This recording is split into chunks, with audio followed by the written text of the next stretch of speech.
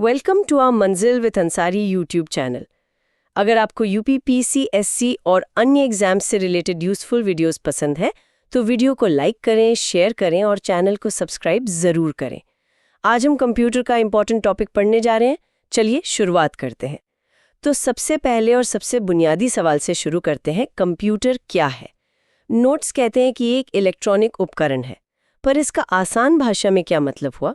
देखिए, इसका सीधा सा मतलब है कि ये बिजली से चलने वाली एक मशीन है और इसका काम करने का जो तरीका है वो बहुत ही सरल है। अच्छा, जी, इसे हम इनपुट प्रोसेस आउटपुट साइकिल कहते हैं। Input process output. हाँ, मतलब आप कंप्यूटर को कोई काम देते हैं, वो हुआ इनपुट। कंप्यूटर उस काम को करता है, वो हुई प्रोसेसिंग, और फिर वो आपको नतीजा देता है, वो है आउटपुट। हर काम इसी तरह होता है। समझ गई। और ये जो कंप्यूटर शब्द है, इसका भी कोई खास मतलब है?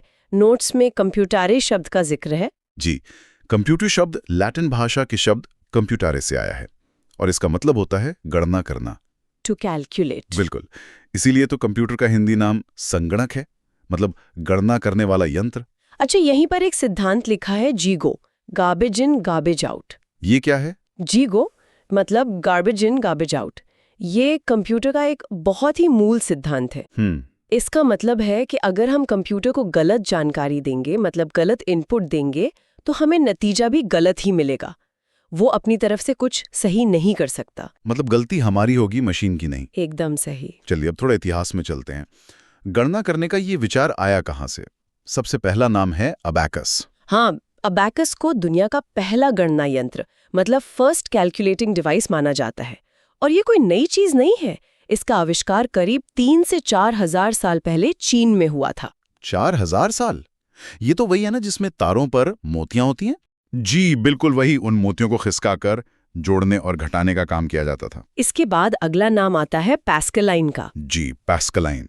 ये पहली मैकेनिकल मतलब यांत्रिक जोड़ने वाली मशीन थी। अच्छा, मैकेनिकल। हाँ, इसका आविष्कार 1642 में फ्रांस के ब्लेज पैस्कल ने किया था। अबैकस और इसमें फर्क ये था कि ये ऑटोमेटिक थी। तो अब हम असली कंप्यूटर के जनक की तरफ बढ़ते हैं, चार्ल्स बैबेज।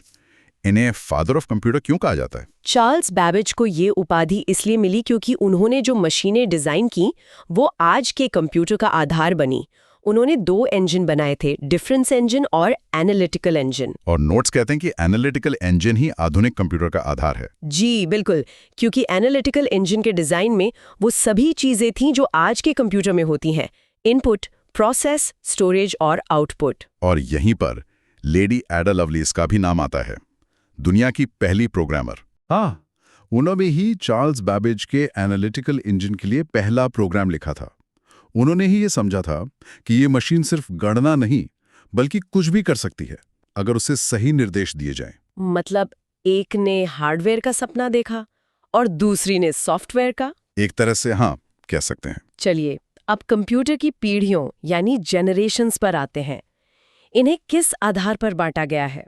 कंप्यूटर के विकास को कुल 5 पीढ़ियों में बांटा गया है और इस बंटवारे का जो मुख्य आधार है वो है स्विचिंग तकनीक। स्विचिंग तकनीक मतलब हार्डवेयर में जो बड़े बदलाव आए, जैसे प्रोसेसर में, हर बड़े बदलाव के साथ एक नई पीढ़ी की शुरुआत मानी गई। ठीक है, तो शुरू करते हैं पहली पीढ़ी से। इसका समय था 1942 से 1955 तक। जी, पहली पीढ़ी में जो मुख्य हार्डवेयर इस्तेमाल होता था वो थे वैक्यूम ट्यूब्स। वैक्यूम ट्यूब्स, ये क्या होते थे? ये कांच के बल्ब जिसे होते थे और एक कंप्यूटर में ऐसे हजारों ट्यूब्स लगते थे। हजारों? तभी तो ये कंप्यूटर एक पूरे कमरे जितने बड़े होते थे। बिल्कुल, और ये बहुत ज्यादा बिजली खर्च करते थे और बहुत जल्दी गर्म हो जाते थे, इसलिए इन्हें चलाने के लिए एसी की जरूरत पड़ती थी। और इनकी गति मिली सेकेंड्स में मापी जाती थी, जो आज के हिसाब से बहुत धीमी है। अच्छा, इसमें भाषा कौन सी इस्तेमाल होती थी? इसमें मशीनी भाषा यानी मशीन लैंग्वेज का प्रयोग होता था, जो सिर्फ 0 और 1 की भाषा है, और वो बहुत मुश्किल थी। और डेटा डालने के लिए कीबोर्ड तो था नहीं, डेटा डालने के लिए पंच कार्ड्स और पेपर टेप का इस्तेमाल होता था, और मेमोरी के लिए मैग्नेटिक ड्रम का। कोई उदाहरण इस पीढ़ी के कंप्यूटर का? हाँ, जैसे ENIAC। ये पहला इलेक्ट्रॉनिक कंप्यूटर था, इसका वजन 30 टन था और इसमें करीब 18,000 वैक्यूम ट्यूब्स लगी थीं। 18,000? बाप रे। एक और उदाहरण है यूनिवैक 1, जो पहला कमर्शियल मतलब व्यावसायिक कंप्यूटर था। ठीक है, तो ये थी पहली पीढ़ी। अब आते हैं दूसरी पीढ़ी पर, 1956 से 1964। दूसरी पीढ़ी में सबसे बड़ा बदलाव आया ट्रांजिस्टर का। ट्रांजिस्टर ने वैक्यूम ट्यूब की जगह ले ली।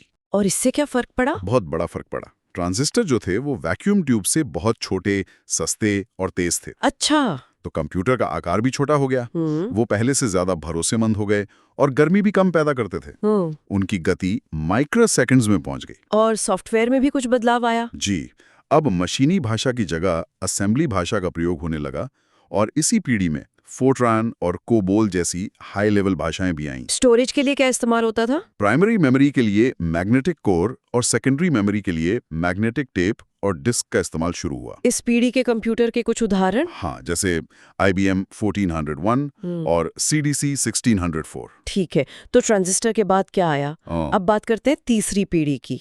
समय 1965 से 1975। तीसरी पीढ़ी में आया इंटीग्रेटेड सर्किट यानी IC, जिसे हम आम भाषा में चिप भी कहते हैं। चिप, इसका आविष्कार किसने किया था? इसका आविष्कार जैक किल्बी ने किया था।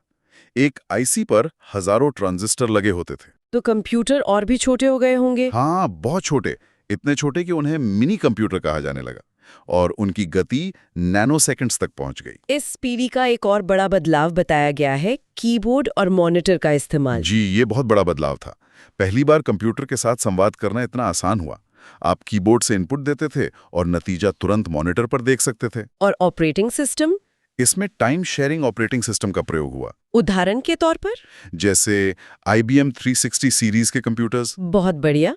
अब हम आते हैं चौथी पीढ़ी पर, 1976 से 1989। यहाँ असली क्रांति हुई है ना? बिल्कुल। चौथी पीढ़ी में आया माइक्रो प्रोसेसर। Micro processor? हाँ, ये VLSI तकनीक से संभव हुआ।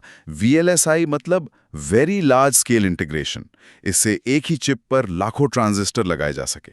दुनिया का पहला माइक्रो प्रोसेसर कौन सा था? वो था इंटेल 4004, जो 1971 में आया। और इसी से पर्सनल कंप्यूटर यानी PC का विकास हुआ। जरूर, एकदम सही। कंप्यूटर इतने छोटे और सस्ते हो गए कि वो आम आदमी के घर तक पहुंच गए। और सॉफ्टवेयर में GUI आया, मतलब ग्राफिकल यूजर इंटरफेस। जी, जैसे कि विंडोज और मैकिन्टोश। अब कंप्यूटर चलाना बहुत आसान हो गया। आपको कमांड्स याद रखने की जरूरत नहीं थी, बस माउस से क्लिक करना था। और इंटरनेट का विकास भी इसी पीढ़ी में हुआ? हाँ, इंटरनेट का जन्म और विकास इसी दौर में हुआ। लैपटॉप भी इसी पीढ़ी की देन है। तो अब हम बात करते हैं पांचवी पीढ़ी की, जो 1980 से लेकर आज तक चल रही है। जी, पांचवी पीढ़ी। इसका मुख्य आधार है ULSI और AI। ULSI मतलब अल्ट्रा लार्ज स्केल इंटीग्रेशन और AI मतलब आर्टिफिशियल इंटेलिजेंस। सही। इस पीढ़ी का लक्ष्य है कंप्यूटर में सोचने, समझने और खुद से फैसले लेने की क्षमता विकसित करना। मतलब कंप्यूटर को समझदार बनाना। बिल्कुल। इसके लिए पैरेलल प्रोसेसिंग जैसी तकनीक का इस्तेमाल होता है, जिससे कंप्यूटर एक साथ कई काम कर सकता है। और इसमें भाषा कौन सी इस्तेमाल होती है? इसमें NLP मतलब नेचुरल लैंग्वेज प्रोसेसिंग का विकास हुआ। इसी वजह से कंप्यूटर हमारी इंसानी भाषा को समझ पाता है। जैसे अलेक्सा और सिरी। जी, वो इसी के उदाहरण है। रोबोट्स, सुपर कंप्यूटर्स, ये सब पांचवी पीढ़ी की ही टेक्नोलॉजी है। और स्टोरेज के लिए अब हम ऑप्टिकल डिस्क और SSD का इस्तेमाल करते हैं। हाँ, ब्लू रे, SSD और क्लाउड स्टोरेज, ये सब इसी पीढ़ी में आए हैं। यहाँ एक खास टॉपिक है पंच कार्ड। इसके बारे में थोड़ा और बताइए, ये काम कैसे करता था? देखिए, पंच कार्ड एक सख्त कागज का कार्ड होता था। ये बाइनरी सिस्टम पर काम करता था। बाइनरी सिस्टम पर? हाँ, कार्ड पर जहां छेद होता था उसका मतलब होता था 1 यानी डेटा ऑन, और जहां छेद नहीं होता था उसका मतलब था 0 यानी डेटा ऑफ। और इसे पढ़ते कैसे थे? इसे पढ़ने के लिए एक कार्ड रीडर मशीन होती थी जो इन छेदों को पढ़कर कंप्यूटर को निर्देश देती थी। चलिए, तो अब एक बार जल्दी से सभी पीढ़ियों का रिवीजन कर लेते हैं, सिर्फ मुख्य हार्डवेयर पर ध्यान देते हुए। जरूर। पहली पीढ़ी वैक्यूम ट्यूब। दूसरी पीढ़ी ट्रांजिस्टर। तीसरी पीढ़ी इंटीग्रेटेड सर्किट यानी IC। चौथी पीढ़ी माइक्रो प्रोसेसर। और पांचवी पीढ़ी ULSI और आर्टिफिशियल इंटेलिजेंस। बहुत बढ़िया। वैक्यूम ट्यूब से लेकर AI तक का सफर वाकई कमाल का रहा है। ही बिल्कुल, एक कमरे जितनी बड़ी मशीन से लेकर हमारी जेब में रखी सोचने वाली मशीन तक। ये था कंप्यूटर मास्टर क्लास टॉपिक का कंप्लीट एक्सप्लेनेशन। अगर वीडियो हेल्पफुल लगी हो तो लाइक और शेयर जरूर करें। नेक्स्ट क्लास में मिलते हैं।